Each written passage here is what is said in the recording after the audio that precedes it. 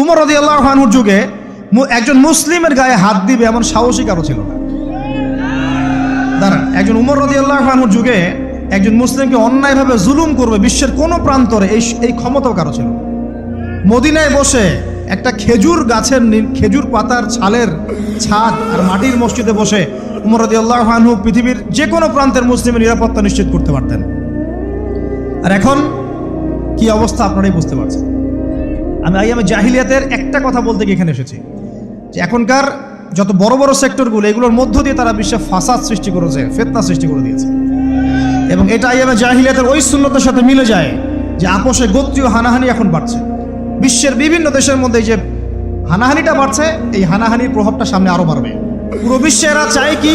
এরা চায় যে সারা বিশ্বের ধার্মিকদের অধঃপতন হোক, সারা বিশ্ব থেকে ধর্মটা উঠে যাক। শুধু ইসলাম না, শুধু ইসলাম, আপনি ভুল করছেন। শুধু ইসলামকে তার